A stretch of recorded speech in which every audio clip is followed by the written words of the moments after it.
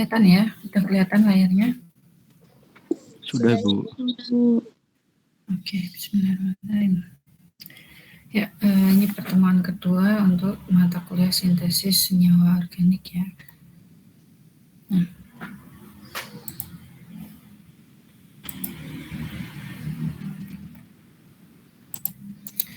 oke, ada yang tahu apa sih sintesis organik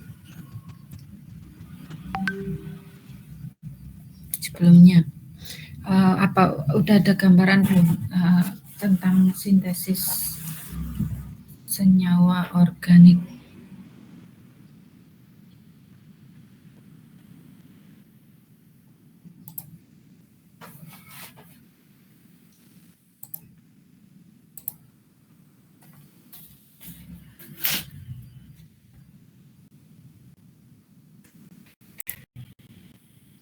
Belum ya? Oke.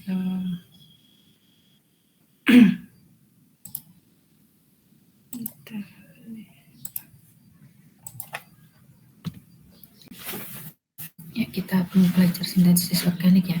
Apa sih itu sintesis organik ya?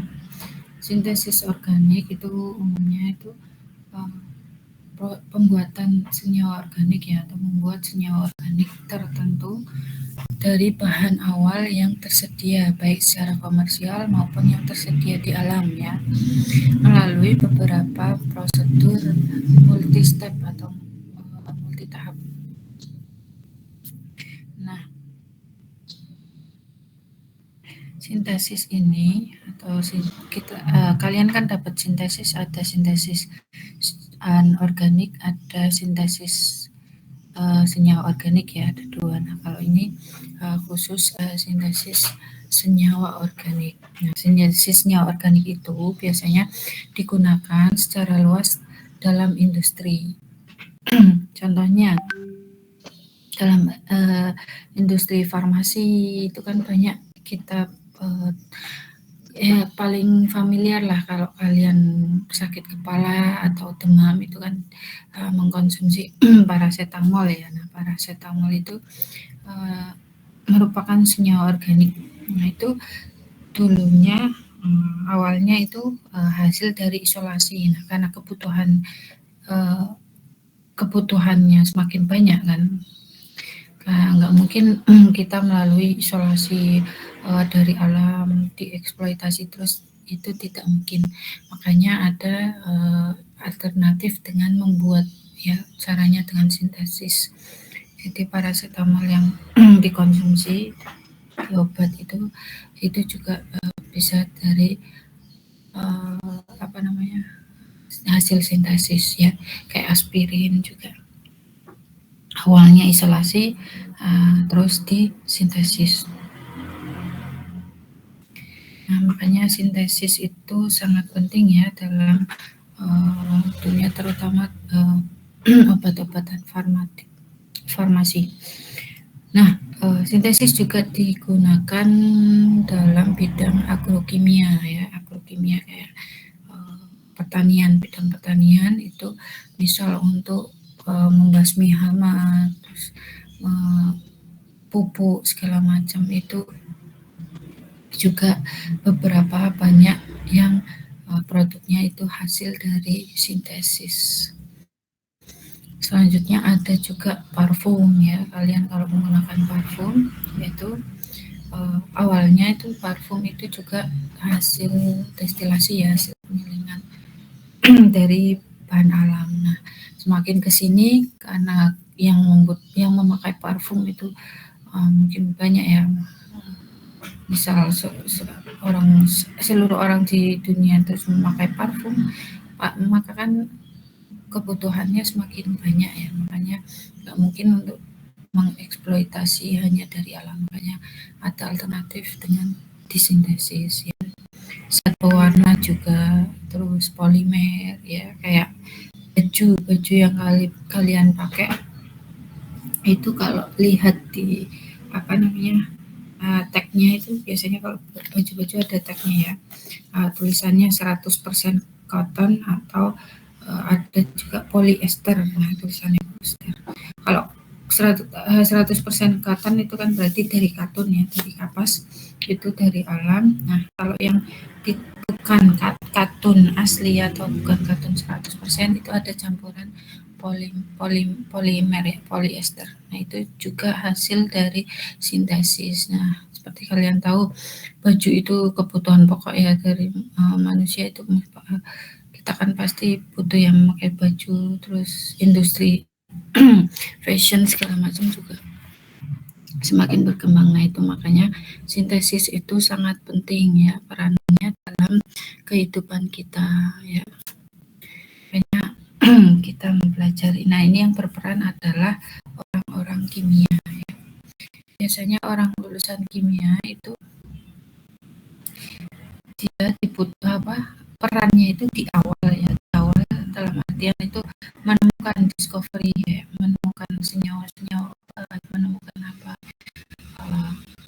dan juga perannya terus di akhir ya, di akhir dalam artian setelah senyawa itu ditemukan, sudah tahu manfaatnya, terus di sintesis, dibuat rekayasa ya. Oke. Nah, banyak orang terjun di industri ya, terutama di industri kimia. Nah, ini akan melakukan pekerjaan yang melibatkan sintesis senyawa organik ya, di beberapa hal. Nah, itulah makanya kalian ya calon sarjana kimia itu nanti akan terjun di dunia kerja, mungkin di industri ya, mungkin di industri, bisa di industri obat, farmasi, agrokimia dan sebagainya. Itu makanya perlu pengetahuan tentang sintesis.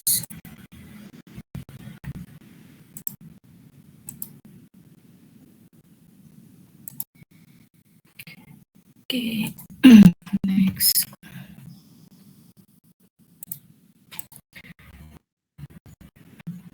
Nah, kegunaan sintesis organik itu ya tadi sudah dijelaskan awal. Jadi untuk menyediakan senyawa baru yang tidak ditemukan di alam ya, bisa sintesis itu untuk menyediakan senyawa baru, atau juga dapat menyediakan senyawa yang sudah ada di alam namun jumlahnya sedikit atau terbatas. Nah, ini peranan sintesis.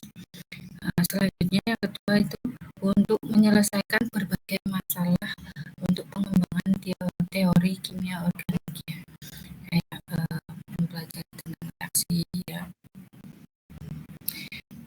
Yang ketiga itu peranannya untuk membuktikan struktur molekul melalui penggabungan molekul atau sintesis ya. Misal ada penemuan senyawa baru di alam, strukturnya hasil dari elusidasi strukturnya seperti ini. Nah, untuk membuktikannya lagi, memastikannya lagi, bisa menggunakan sintesis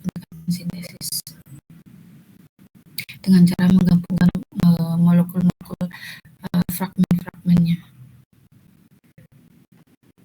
Prinsip umum dalam sintesis senyawa organik ya, ada 3 prinsipnya ya. Yang pertama itu perlu rancangan,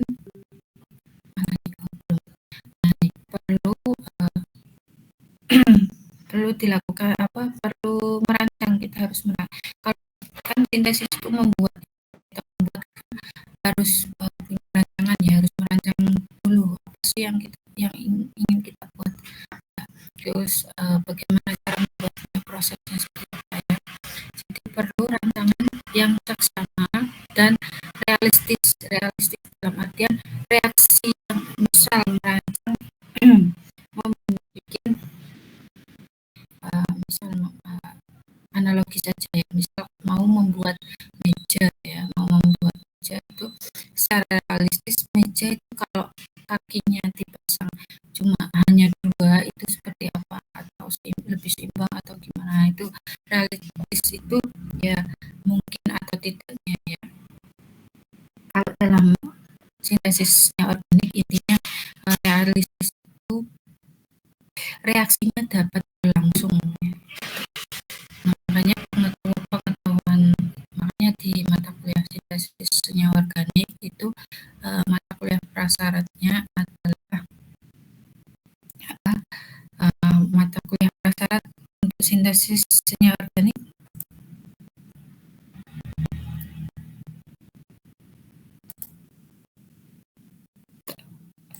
Kalian itu mengambil mata kuliah sintesis senyawa organik, syaratnya Kimia organik dasar ya. Sama reaktivitas dan mekanisme reaksi organik. Oh iya. Jadi harus mengetahui menguasai kimia organik dasar, dan yang nggak kalah pentingnya, yang penting banget ini adalah mekanisme reaksi ya, tentang reaksi di senyawa organik.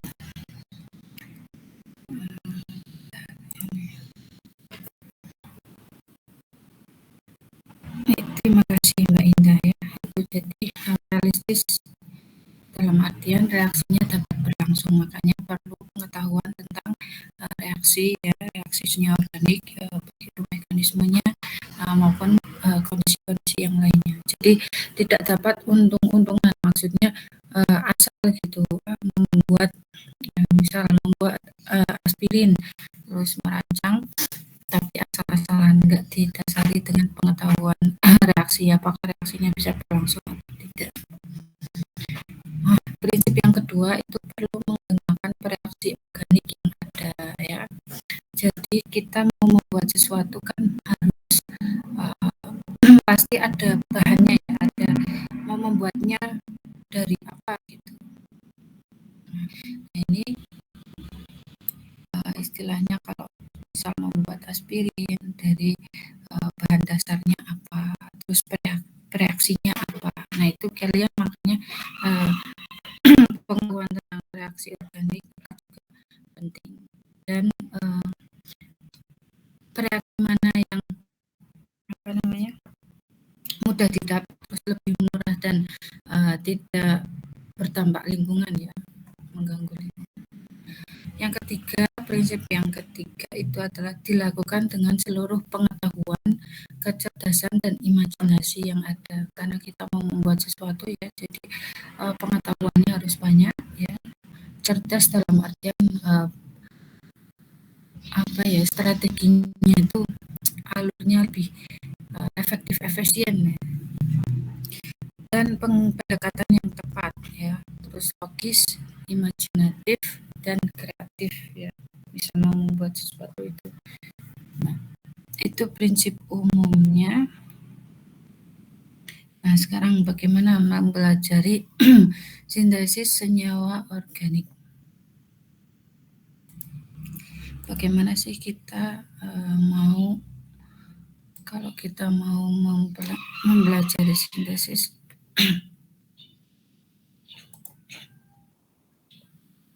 Yang pertama tadi udah prinsip umum ya, di prinsip umum. Yang pertama kita akan merancang sintesis. Nah, ini berdasarkan analisis ya, tidak kita merancang istilahnya alurnya seperti apa. Nah, ini dilakukan secara analisis. Yang pertama kita harus mengenal gugus fungsional dalam molekul target. Misal kita mau membuat paracetamol ya, aspirin atau paracetamol atau mentol ya. Nah itu kita lihat struktur dari paracetamol itu. Nah dilihat juga ada gugus fungsi apa saja di dalam molekul target tadi ya, misal paracetamol sebagai molekul target. Nah itu ada gugus fungsional apa saja. Nah gugus fungsi itu kita juga harus tahu sifatnya ya, reaktivitasnya seperti apa ya, jadi harus mengenal. Yang kedua kita nanti merancang ya, diskoneksi dengan metode yang berhubungan dengan reaksi yang terpercaya dan diketahui ya. Diskoneksi itu dipreteli ya, istilah dipreteli, dipotong-potong, tapi motongnya juga tidak asal, harus dengan pengetahuan reaksi yang dipercaya, dalam artian ketika ini misal paracetamol ada gugus OH ya dipotong. Nah, kalau mau memasangkannya lagi memasukkan gugus OH-nya lagi itu bisa atau tidak dengan reaksi yang kalian ketahui. Nah, itu makanya tidak asal kalau bisa menggunakan reaksi oksidasi ya. Berarti kalau mungkin terjadi reaksi ya boleh itu untuk dijadikan rancangan ya. Oke, yang ketiga itu nanti dilakukan pengulangan secukupnya untuk mencapai starting material yang tersedia ya. Tadi kan. Jadi misal tadi diskoneksi terus dicoret-coret yang di buku. Didiskoneksi, diputus, terus setelah diskoneksi dicoba dikoneksi lagi, dikoneksi kembali ya, atau dimasukkan lagi menggunakan pengetahuan reaksi yang kalian ketahui yang dipercaya. Misal, ternyata kok tidak bisa ya, ini direaksikan dengan ini tidak bisa atau tidak mungkin, berarti diskoneksinya kurang tepat. Nah, nanti dilakukan pengulangan lagi sampai diperoleh starting material yang tersedia, dalam artian ketika sudah dirancang, dikoneksi, dipreteli, starting materialnya yang diperoleh kok starting materialnya tidak tersedia atau susah untuk diperoleh. Nah, nanti kalian cari alternatif lagi, dirancang lagi sampai diperoleh starting material yang mudah yang bisa kalian jangkau lah, dalam artian tersedia. Tersedia misal mau menggunakan senyawa yang banyak di Indonesia, senyawa bahan alam misal kayak eugenol segala macam kan mudah diperoleh ya. Oke, terus dan yang terpenting lagi kalau di Indonesia itu kan termasuk senyawa starting materialnya tidak termasuk prekursor ya. Karena di Indonesia banyak aturan tidak seperti di luar. Selanjutnya setelah merancang kita nanti melakukan sintesis ya. Setelah tulis rencananya yang tadi dirancang ya, ditulis lagi, terus ditambahkan reagennya apa, terus kondisi reaksinya apa ya, dipanaskan atau di suhu dingin, reagennya apa gitu. Nah, nanti setelah rencananya sudah, terus dituliskan reaksinya, baru dilakukan di laboratorium, dipraktekkan. Nah, setelah dipraktekkan di laboratorium nanti kan kelihatan hasilnya kok berhasil atau tidaknya, terus apa sih yang terbentuk. Nah, nanti dievaluasi. Nah, nanti kalau gagal atau tidak berhasil nanti diubah rencananya, dirancang lagi, diubah rencana. Mungkin reagennya kurang untuk reaksinya jadi lambat, mungkin reagennya reaksinya lebih cepat, atau yieldnya atau rendemennya agar lebih banyak gimana gitu. Jadi diubah lagi, terus diaplikasikan lagi atau dikerjakan lagi gitu. Itulah sintesis sampai diperoleh rencana yang paling efektif, efisien, terus ramah lingkungan dan tentunya murah.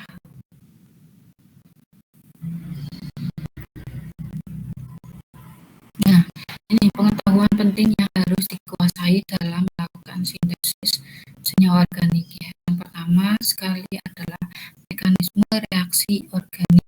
Makanya kalian ada mata kuliah prasyarat mekanisme reaksi organik ya. Itu karena harapannya ketika masuk mengambil mata kuliah sintesis kalian sudah menguasai tentang mekanisme reaksi organik. Jadi tinggal rancangannya seperti apa. Oke. Yang kedua adalah reaksi-reaksi yang dapat dipercaya ya, yang dapat dipercaya. Misal mau mereaksikan reaksi oksidasi, nah reaksinya apa? Terus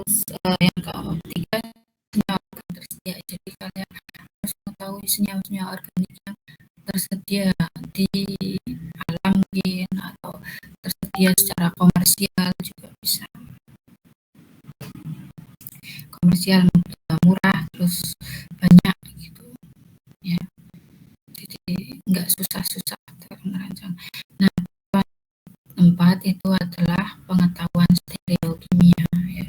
Karena molekul senyawa organik itu tidak hanya secara tata letak susunan saja ya, tapi juga secara 3 dimensi itu beragam dan apa namanya,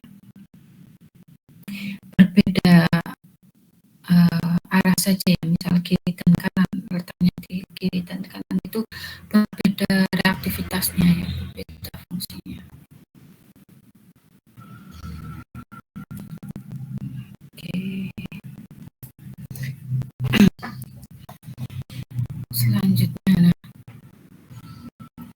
ini aspek-aspek penting yang dalam sintesis senyawa organik. Yang pertama adalah memasukkan gugus fungsi atau fungsionalisasi ya. Jadi senyawa organik itu kan erat kaitannya dengan aktivitas, erat kaitannya dengan gugus fungsi ya. Gimana kita misal tadi membuat paracetamol memasukkan gugus OH, nah itu juga namanya fungsionalisasi. Kalian harus dikuasai ya. Yang kedua, interkonversi atau transformasi gugus fungsi ya, disingkat IGF. Kalau bahasa Inggrisnya FGI bahasanya, fungsional group, fungsional group interkonversi gugus fungsi atau transformasi. Jadi misal gugus OH mau diganti dengan aldehyde ya, itu transformasi. Yang ketiga itu membangun kerangka karbon pada molekul target. Nah, namanya kita membuat senyawa, berarti kan tadi strukturnya seperti apa. Nah, kita membuat kerangkanya. Misal bentuknya siklik 6 ya, atau C6B3 ya. Itu gimana caranya membangun kerangka karbon seperti pada molekul target atau molekul yang ingin kita sintesis. Ini penekanan lagi ya, jadi pengetahuan tentang reaksi organik itu sangat penting dalam sintesis ya. Jadi kalian harus merefresh lagi tentang reaksi-reaksi dalam kimia organik. Ya, apa saja yang dipelajari dalam sintesis senyawa organik? Yang pertama reaksi sintesis, yang kedua teknik-tekniknya, teknik sintesis, yang ketiga faktor stereokimia ya, stereokimik dalam sintesis senyawa organik, atau istilahnya ada stereoselektivitas, stereoselectivity. Yang keempat desain sintesis, jadi mendesain sintesisnya agar lebih efektif, efisien atau ramah lingkungan. Yang keempat itu penting analisis retrosintesis. Ini bagian rancangan ya. Yang keenam ada sintesis spektra massa retro. Ini kita enggak pelajari ya. Yang terakhir ada desain dengan bantuan komputer atau secara komputasional ya, kita merancang dengan secara komputasi. Nah, yang nanti kita pelajari itu hanya sampai analisis retrosintesis. Nanti yang saya berikan.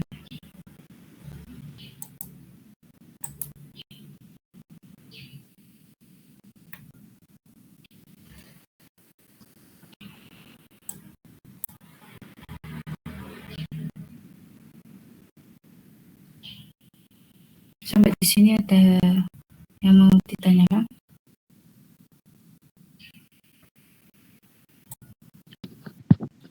Belum, Bu. Belum, oke. Ya, Jadi untuk menjadi ahli kimia ya, terutama bidang sintesis itu kalian harus bisa memanfaatkan sebesar mungkin apa yang diketahui ya tentang ketersediaan atau senyawa organik apa sih yang ada di Indonesia yang banyak gitu. Jadi harus tahu sehingga bisa rancangannya bagus lah ya. Terus juga bisa menyeleksi reaksi-reaksi sintesis ya yang rasional, terus yang bisa dilakukan dengan segala keterbatasan kita ya di Indonesia ya, apalagi di kampus kita juga. Jadi harus tahu reaksi-reaksi yang mungkin yang bisa kita lakukan. Nah, reaksi yang nanti digunakan itu harus mempunyai syarat ya, beberapa syarat. Yang pertama jelas reaksinya familiar ya, familiar sudah diketahui, sudah ada teorinya. Dan yang kedua itu dapat diprediksi ya. Bisa diprediksi nanti kalau ini direaksikan seperti ini nanti kemungkinan hasilnya seperti ini ya. Nah, teknik sintesis itu ada beberapa teknik sintesis. Misal kalian mau mensintesis menggunakan katalis itu bisa. Ada juga yang tekniknya menggunakan arus listrik ya, atau namanya elektrosintesis, itu juga bisa. Ada juga yang menggunakan teknik pencahayaan ya, namanya bisa istilahnya fotokimia itu. Ada juga yang menggunakan teknik ultrasonik, terus ada yang gelombang mikro atau microwave, itu kan banyak. Kalau kalian baca-baca di jurnal sintesis, teknik sintesis itu banyak. Ada juga yang memanfaatkan enzim ya, enzim yang tersedia banyak mungkin diisolasi dari bakteri, itu juga bisa dijadikan untuk biokatalis ya, artinya lebih. Kalau enzim itu, kalau kalian udah belajar biokim itu kan enzim itu reaksinya spesifik ya, hanya akan bereaksi dengan substrat tertentu. Nah itu misalnya senyawanya ini kalau menggunakan reaksi biasa kemungkinan produknya mungkin bisa banyak, tapi kalau menggunakan enzim kemungkinan produknya hanya satu karena dia lebih spesifik ya, hanya ke substrat tertentu. Itu juga bisa digunakan untuk teknik sintesis ya. Jadi juga faktor stereokimia itu juga penting ya, tadi bisa menggunakan enzim ya. Jadi faktor stereokimia itu kayak regiospesifik, stereospesifik ya, itu juga perlu.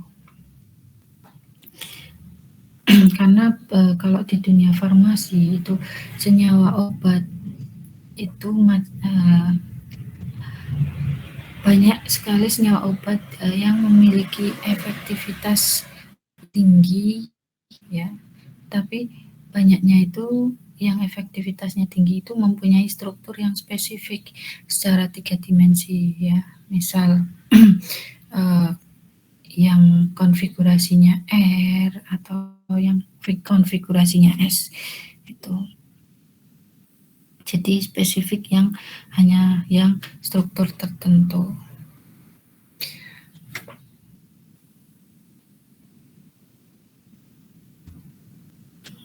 Oke. Nah, untuk retrosintesis ya. Nah, satu lagi yang penting ya, pengetahuan utama yang harus dimiliki ya dalam belajar sintesis senyawa organik itu kan tadi prinsip umumnya rancangan ya. Jadi melibatkan rencana dan strategi. Jadi harus merancang ya dengan strategi.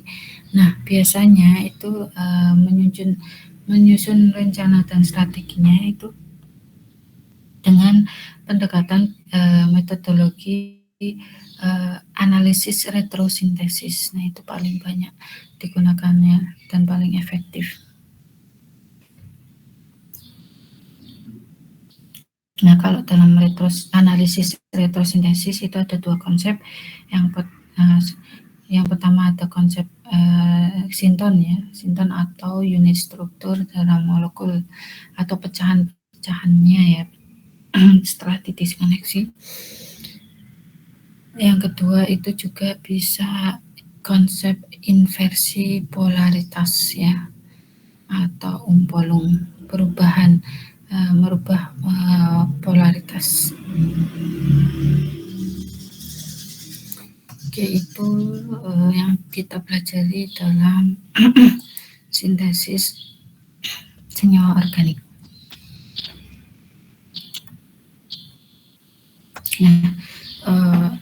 Nah, ini perlu tahu dalam senyawa organik itu ada beberapa jenis ya molekul organik ya. Yang pertama pasti udah dipelajari di kimia organik dasar ya. Jadi ada namanya senyawa organik hidrokarbon jenuh. Coba apa saja yang termasuk senyawa hidrokarbon jenuh? Nah, sambil saya absen satu-satu ya. Mana ini?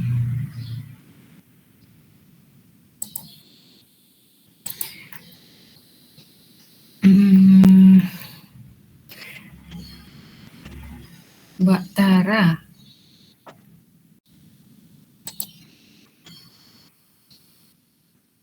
Oke, coba sebutkan contoh molekul organik hidrokarbon yang termasuk hidrokarbon jenuh.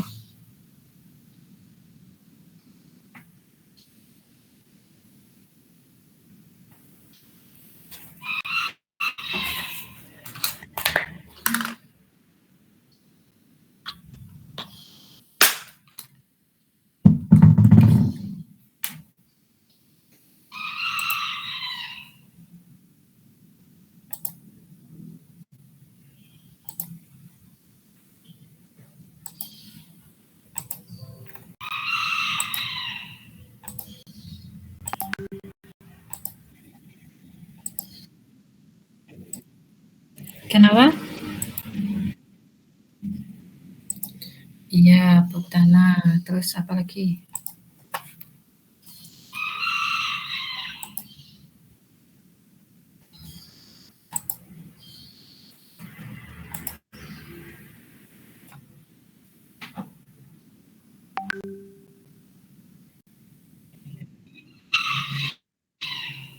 Alkana, ya alkana nama golongan ya.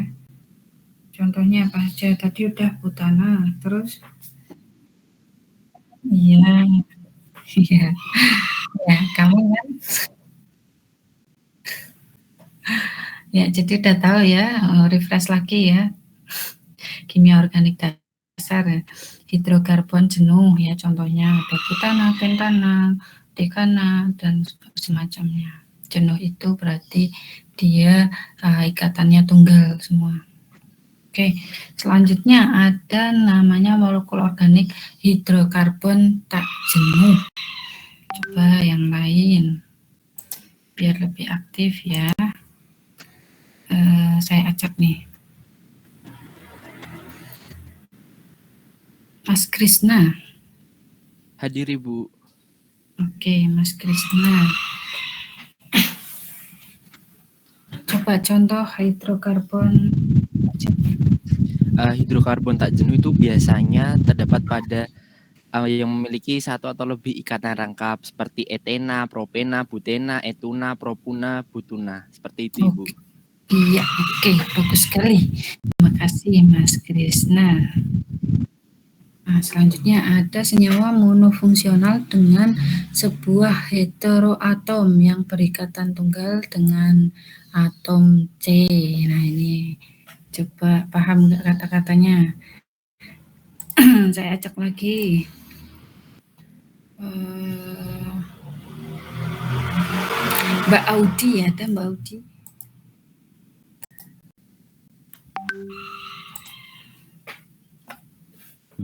Ada, Ibu.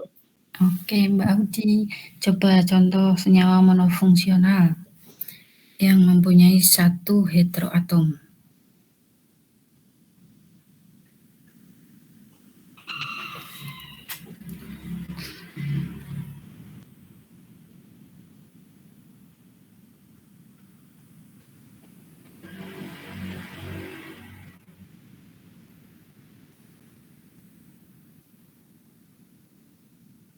Ya, gimana Mbak Audi?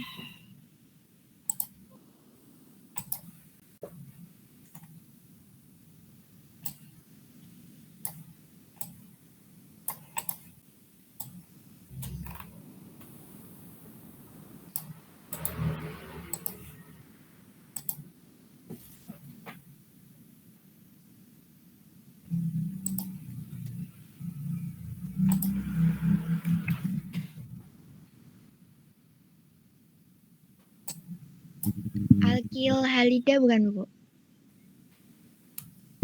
Ya, bisa termasuk alkil halida. Contohnya senyawa arilnya.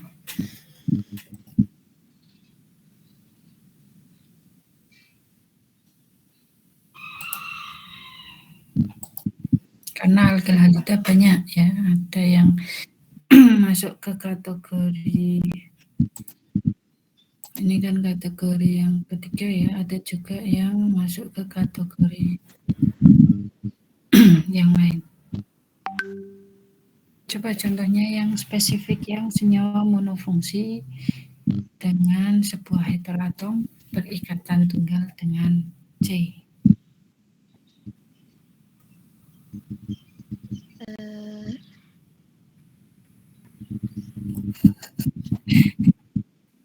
Nah, ini kan kimia organik dasar. Dapat di semester berapa?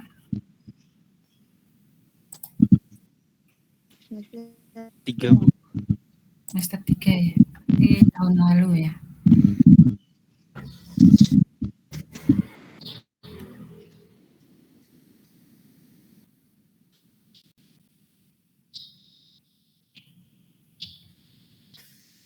Ya, Mbak Uti. Atau mau dilempar ke temannya?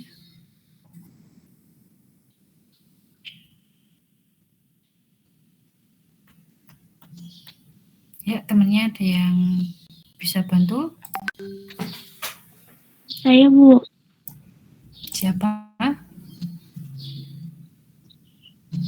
Indah, Bu. Oke, Mbak Indah. Coba contohnya apa? Metil klorida, Bu. Metil klorida. Oke. Yang lain?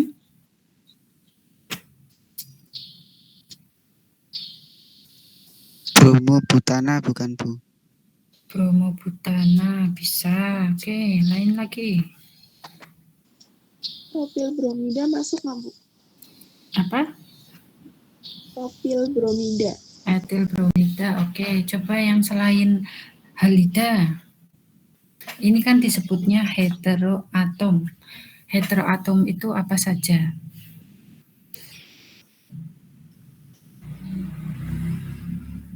Selain yang halida coba. Banyak. Alkohol masuk nggak, Bu? Butanol, Bu.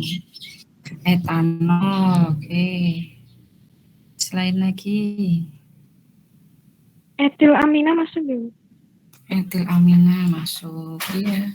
Terus apa lagi sebutkan semua?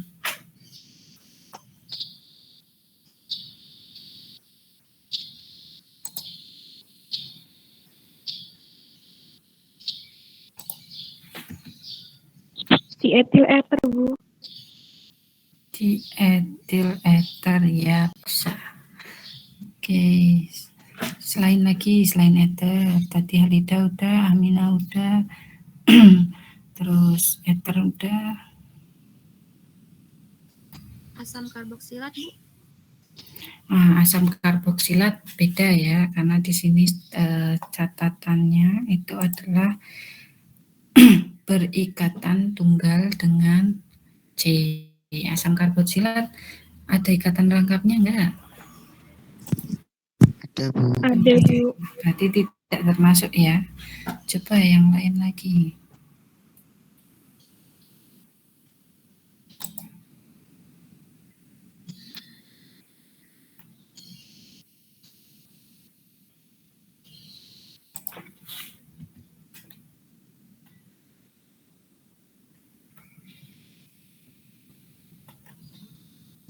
Epoksida masuk nggak Bu?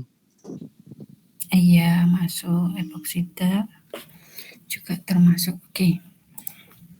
Oke, udah di refresh lagi ya untuk jenis senyawa organik monofungsi yang berikatan dengan heteroatom ya, tunggal ya. Di sini kata kuncinya monofungsi. Kalau monofungsi berarti gugus fungsinya hanya satu ya. Nah, terus kata kunci lagi heteroatom, sebuah heteroatom berarti heteroatomnya juga hanya satu ya. Heteroatom itu tahu heteroatom? Ingat apa sih heteroatom? Atom selain karbon dan hidrogen bukan Bu? Oke, ya bagus. Heteroatom ya. Atom selain hidrokarbon sama hidrogen karena kita molekul organik ya. Molekul organik itu identik dengan senyawa yang mengandung karbon dan hidrogen ya. Sudah tahu heteroatom. Nah, terus kata kunci satu lagi adalah berikatan tunggal dengan atom C. Oke, untuk jenis molekul berikutnya ada senyawa monofungsi dengan sebuah heteroatom yang berikatan ganda dengan C. Coba, ini mau dipanggil satu-satu atau mau volunteer? Oh, saya panggil dulu ya. Coba saya acak ya. Nanti kalau tidak bisa dibantu temennya. Saya coba Mbak Maya. Ada Mbak Maya? Oke, coba disebutkan contoh beberapa lah contoh monofungsi senyawa monofungsi. Pentadiol masuk nggak Bu? Yang mana apa? Pentadiol. Pentadiol. Oh, tidak masuk karena ini diol. Ol itu alkohol, di itu ada dua, berarti ada dua gugus fungsi lah. Nah, ini sedangkan di sini adalah kriterianya senyawa monofungsi. Monofungsi itu gugus fungsinya hanya satu. Oke, yang lain.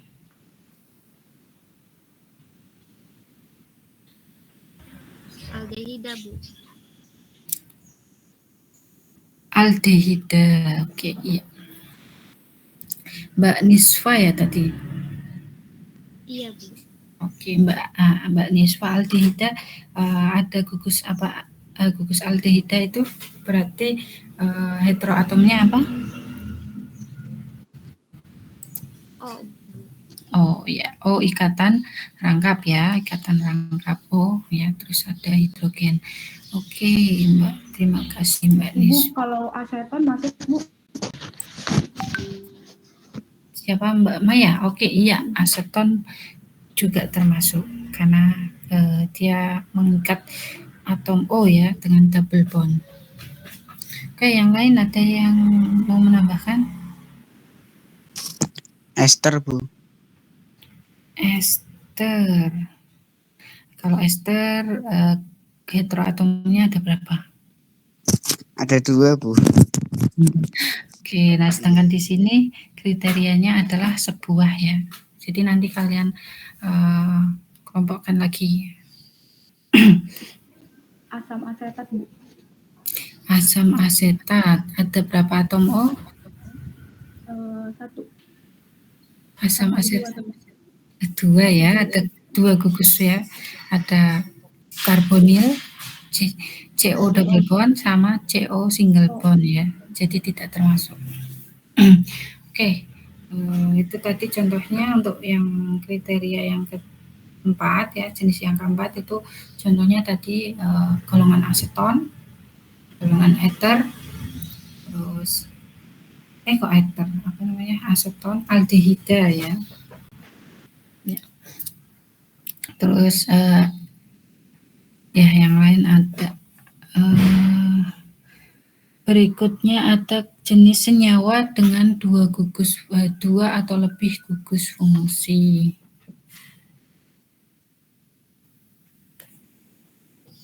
Nah, ini contohnya senyawa dengan dua atau lebih gugus fungsi. Contohnya banyak ya. Ada ester, terus ya gugus fungsinya ada dua. Ini sudah banyak ini contohnya. Pasti udah paham. Terus yang senyawa aromatik. Nah, senyawa aromatik coba contohnya apa? Saya panggil ya. Jadi Mbak Puji ada?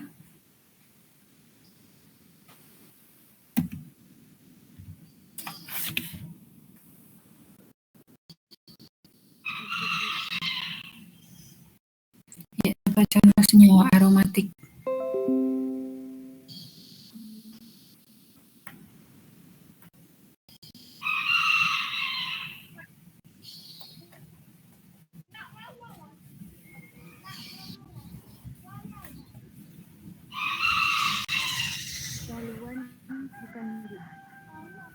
Iya, toluen. Oke, ada lagi? Benzen Ibu. Benzen bukan. Benzen.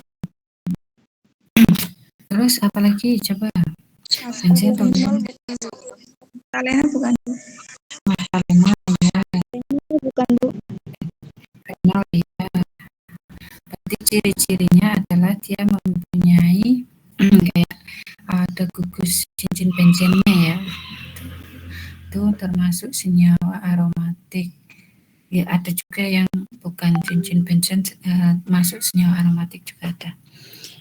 Terus nah yang terakhir itu ada senyawa polifungsional. Polifungsional itu secara ini udah masuk di kategori salah saya. Senyawa polifungsional itu termasuk senyawa dua atau lebih gugus fungsi ya, karena poli itu banyak, fungsional itu gugus fungsi, jadi gugus fungsinya ada banyak, lebih dari dua ya. Nah itu yang melimpah di senyawa organik itu banyak sekali. Oke, itu tadi. Kita lanjut. Oh ya, berarti kita kuliahnya sampai jam berapa ya? Tadi mulai jam 7.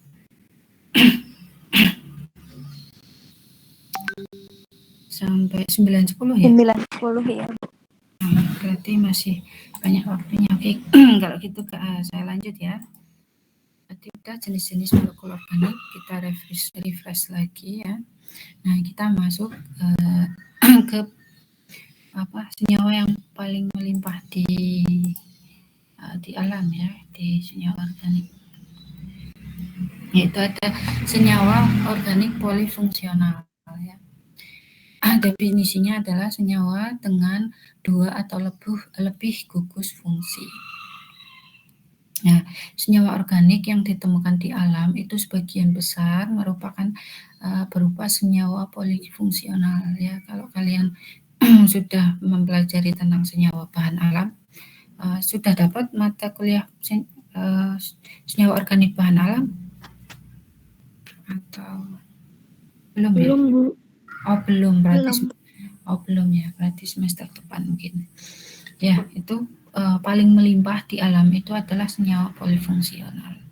Nah, ini di slide kelihatan ya, ada beberapa contoh. Ini ada senyawa geraniol namanya ya.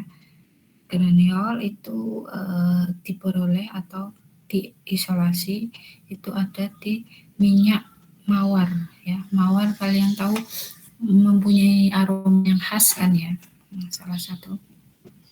Nah itu ketika diekstrak, diisolasi ada senyawa namanya geraniol.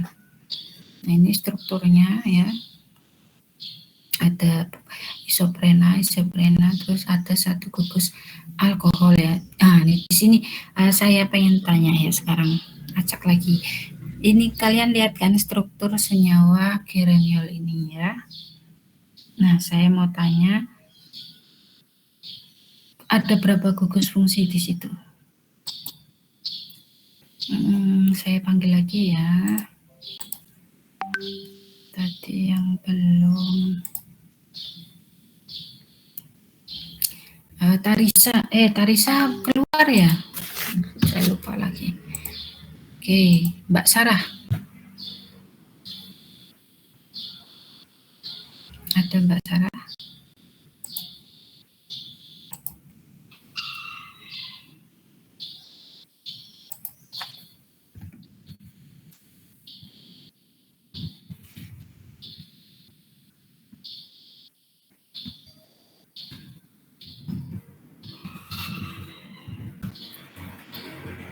Ya, mana ini Mbak Sarah?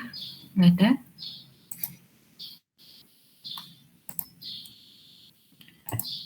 Kalau nggak ada, coba yang lain ya. Mbak Meta. Nih, yang belum ada suaranya saya panggil. Hadir Ibu. Iya, Mbak Meta coba. Ini kan dilihat di slide ya, atasnya geraniol. Nah, ada berapa gugus fungsi di situ?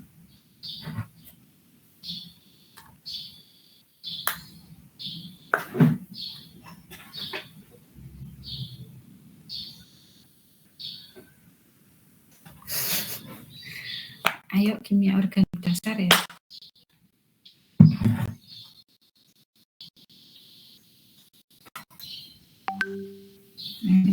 Penting sekali kalau di sintesis itu kalian harus di luar kepala tentang gugus fungsi itu harus di luar kepala. Reaksi juga harus di luar kepala. Ya, coba. Ada berapa ini? Mudah sekali ini. Ada berapa gugus fungsi di sini?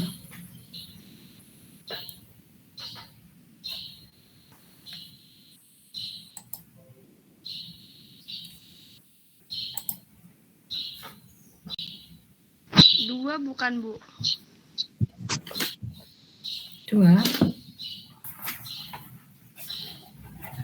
Ayo coba yang lain. Ada yang bisa bantu? Ada berapa gugus fungsi? Ada 3, Bu. Oke, Mas Iqbal ada 4 3. Bu, harusnya. Ada 3, Mas Iqbal. Coba sebutkan apa aja. Ada 2 metil sama 1 gugus alkohol. Oke, coba yang lain. Ada pendapat lain? Ada 1, Bu. Siapa? Mbak Indah? 1. Ini kan Iya, gugus OH.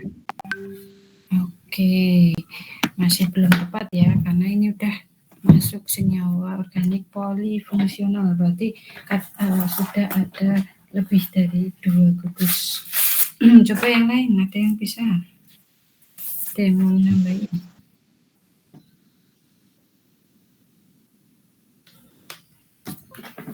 Ada berapa gugus fungsi?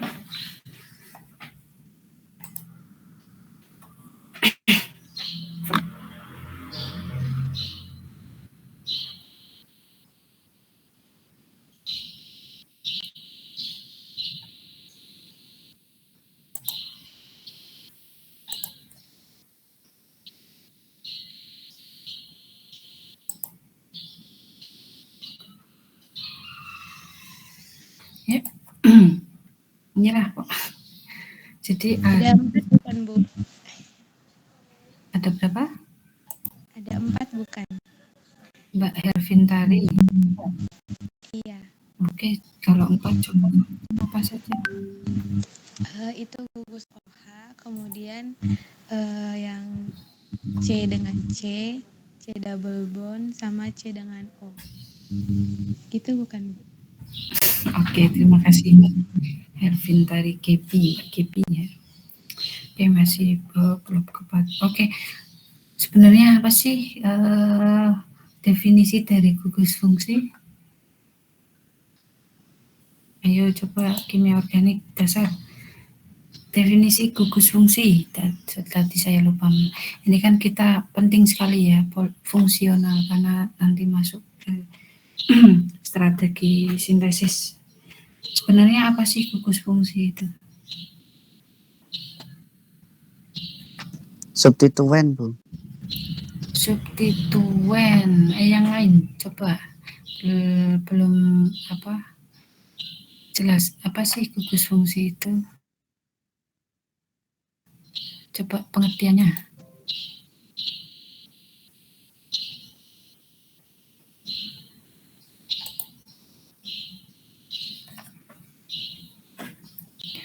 Coba bisa dibuka di browser gugus fungsi itu apa?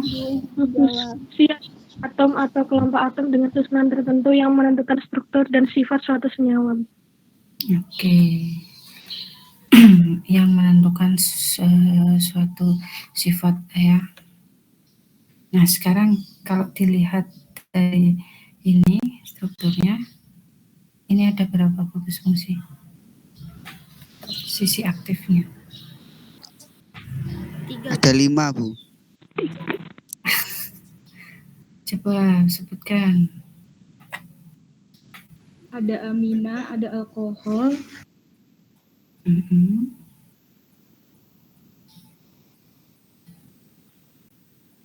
Ini kan ada alkohol ya, P1, terus ada alkena ya, 2, terus ada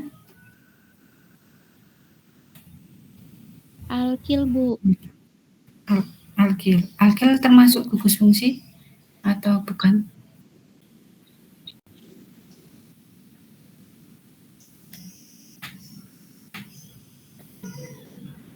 Tidak termasuk ya, hidrokarbon. Jadi saya ini lagi ya ditekankan ya, yang dimaksud gugus fungsi dalam di sini adalah sisi aktifnya ya, yang membuat sisi aktif. Di sini ada 3, ada gugus 1 alkena, ada gugus ikatan rangkap ya, ada 2 ikatan rangkap dan ada 1 alkohol. Nah ini yang sisi aktif ini yang perlu diperhatikan. Kalian kenalikan step-stepnya, kenali ya, dikenali gugus fungsinya. Jadi di sini ada ciri khasnya, berarti ada ikatan rangkap 2 ya, ini ada 2, terus ada 1 gugus alkohol. Nah ketika kalau kalian mau mensintesis ini ya, misal dari molekul targetnya berupa hidrokarbon ya, hidrokarbon, berarti kalian akan memasukkan gugus fungsi OH, terus akan membuat ini ya, gugus ikatan rangkap. Nah itu makanya berarti stepnya apa saja yang harus kita lakukan ya. Kita lihat, pokoknya yang dilihat itu adalah yang gugus fungsi dalam artian selain hidrokarbon ya, yang selain hidrokarbon jenuh. Nah sekarang yang ini ada senyawa namanya vanilin ya, pasti udah familiar ya, vanilin, rasa vanila. Nah, ini kalau susu rasa vanila itu juga itu hasil sintesis ya, perisa vanila itu hasil sintesis. Nah ini ada molekul senyawa vanilin ya. Coba ada berapa gugus fungsi? Saya panggil lagi ting. Tadi yang belum bersuara siapa?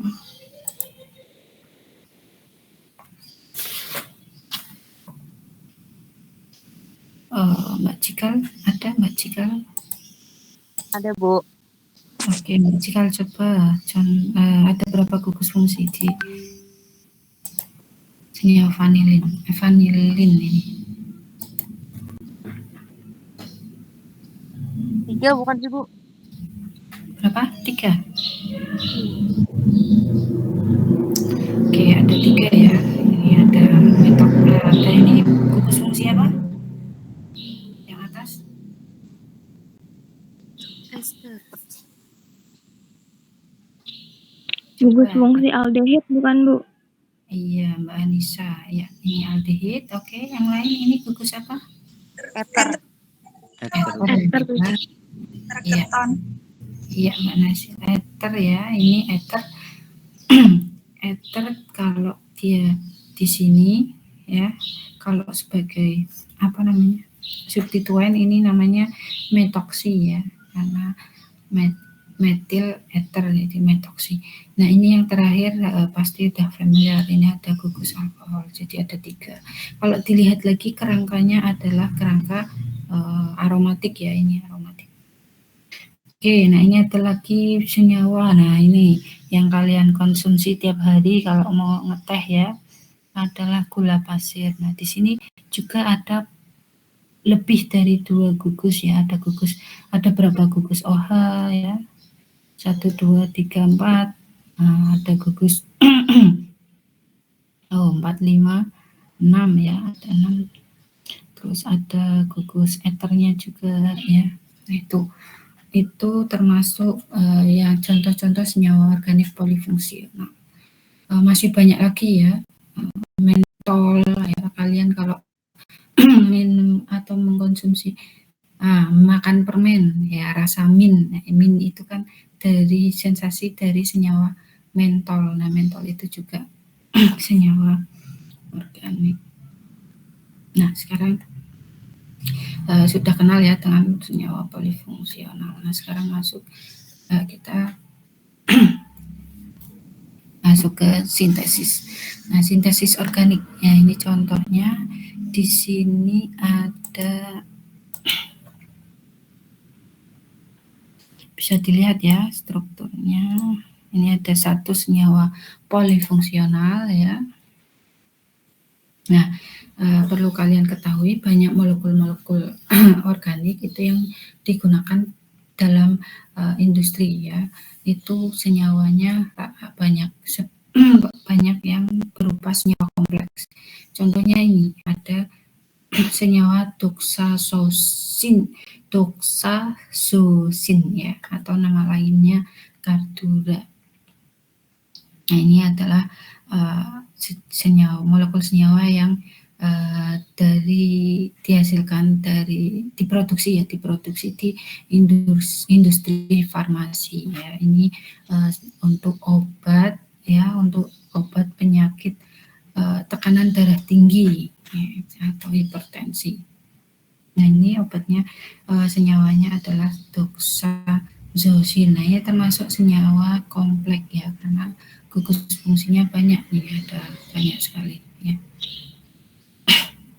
Dan kompleks, ada aromatiknya, ada ikatan rangkap N, terus ada eternya, terus ada ketonnya ya, ada karbonil, metoksid, dan ada amin.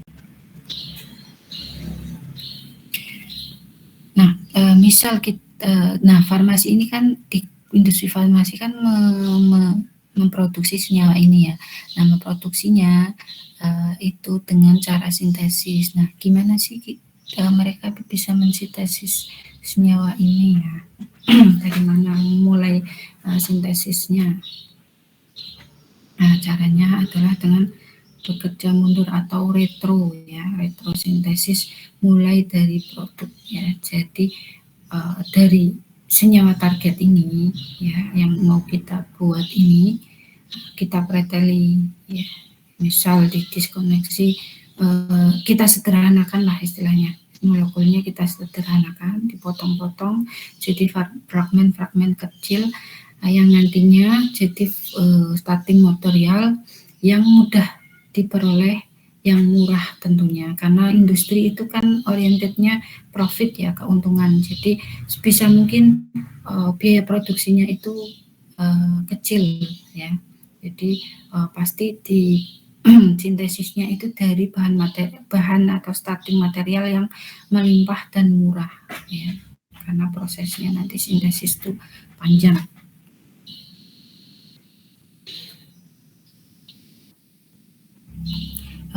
Terus juga di sini melibatkan tentunya melibatkan reaksi-reaksi organik. Misal mau masukin mau menggabungkan ini ya, terus karbonil ini dengan N, itu menggunakan reaksi apa ya. Misal diputus di sini, kalau mau menyambungkan lagi antara karbonil dengan N ya, putus N ini, itu menggunakan reaksi apa, kalian harus tahu. Misal diputus di sini juga ya, menggabungkan antara C dengan N, itu reaksinya apa ya, itu perlu kalian kuasai. Oke, sampai sini Ada yang mau ditanyakan? Jadi harapan saya di-refresh kembali ya materi-materi kalian peroleh tentang reaksi-reaksi organik ya, mekanismenya seperti apa, terus pengetahuan senyawa-senyawa organik ya, itu harus kalian refresh kembali. Ibu izin bertanya, Bu. Iya, silakan Mbak.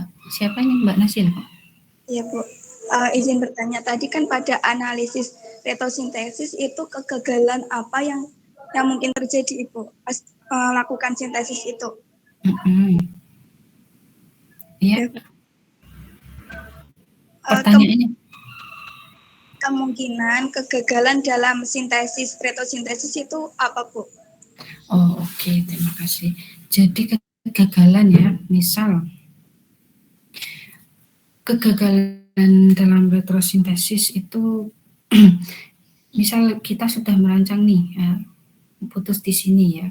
Nah ketika mau direaksikan kembali itu ada berarti kan menggabungkan antara C dengan N ya. Nah, reaksinya apa? Menggunakan reaksi umum yang kita ketahui mungkin atau substitusi atau adisi ya. Nah, nanti biasanya untuk mereaksikan itu kan kita butuh reagen ya. Reagen. Misal kita menggunakan reaksi substitusi misal menggunakan adisi lah yang lebih gampang ya, ini kan ikatan rangkap. Reaksi adisi. Nah, ketika mereaksikan itu kan kita menggunakan reagen ya, merancang kita menggunakan reagen. Nah, setelah dipilih reagennya itu baru kita uji coba di lab ya. Nah, ketika di lab itu nanti akan kelihatan. Nah, walaupun reaksinya secara teoritis itu mungkin ya rasional, itu belum tentu ketika kondisi di lab belum tentu berhasil ya. Jadi mungkin kondisinya harus menggunakan tekanan tinggi atau apa, terus tidak mungkin tekanannya harus tinggi atau mungkin harus menggunakan suhu tinggi ya. Jadi kalau kita akhirnya tetap menggunakan strategi ini, cost-nya mungkin lebih banyak itu karena menggunakan suhu tinggi.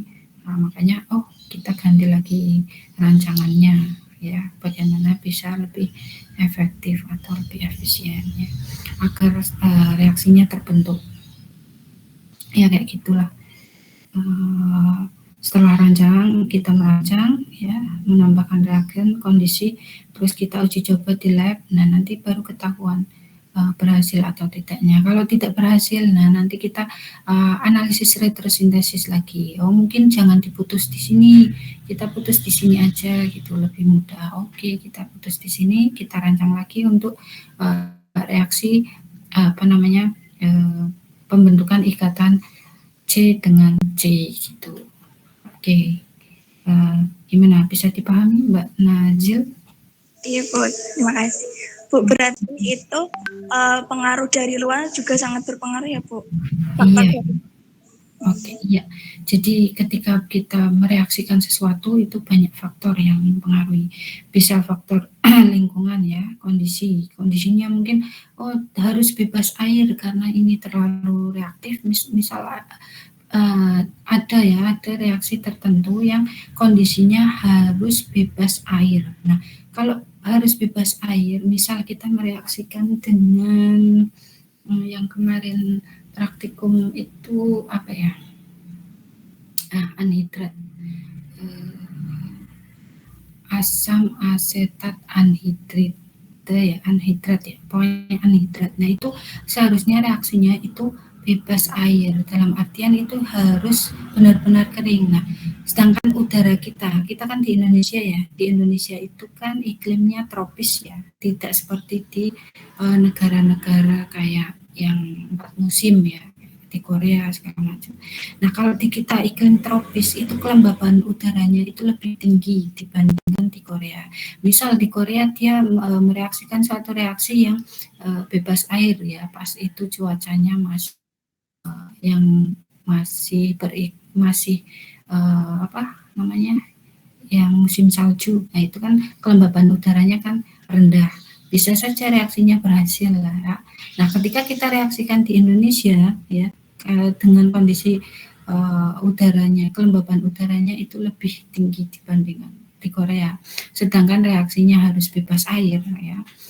Nah, itu keberhasilannya juga akan berbeda. Mungkin bisa bereaksi tapi rendemennya sangat jauh dibandingkan yang dilakukan di yang kelembaban udaranya kayak gitu.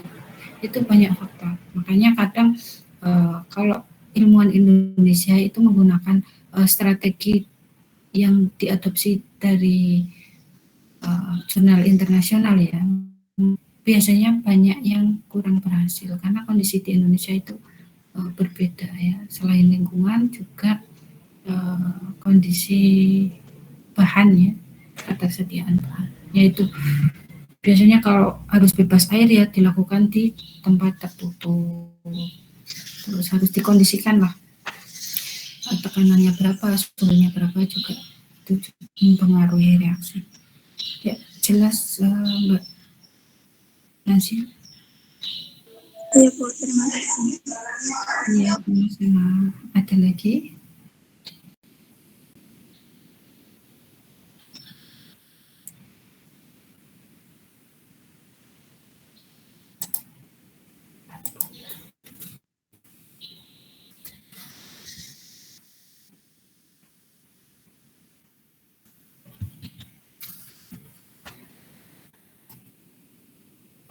Untuk presensi pakai Google Form saja ya, karena e-learningnya saya masih kesulitan karena tampilannya baru agak susah.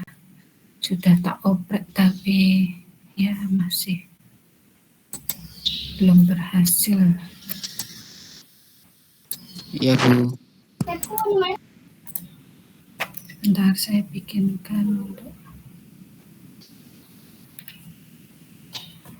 presensinya ya. Sambil menunggu silakan, ada yang mau disampaikan atau ada yang mau ditanyakan.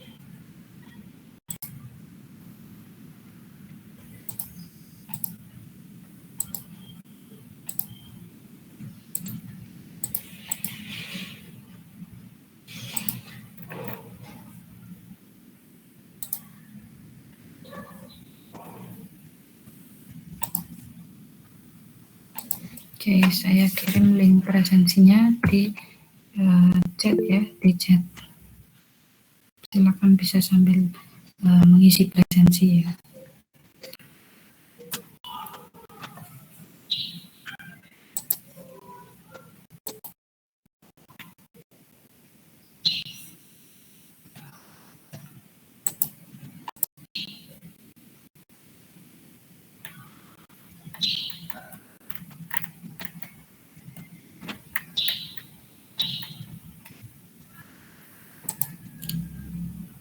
Ini nanti saya bagikan slide materinya ya. Nah, di akhir materi itu ada soal latihan, nanti kalian kerjakan ya, dikumpulkan di minggu depan.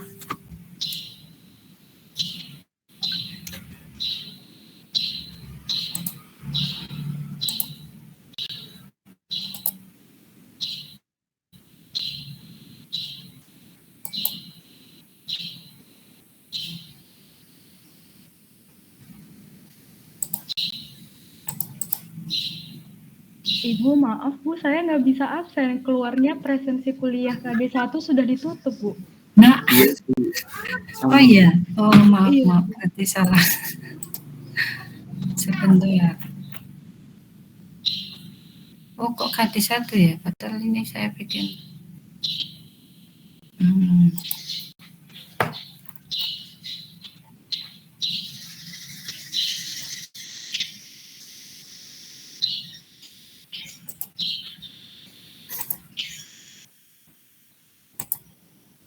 Maaf ya, saya agak gaptek kalau masalah gini udah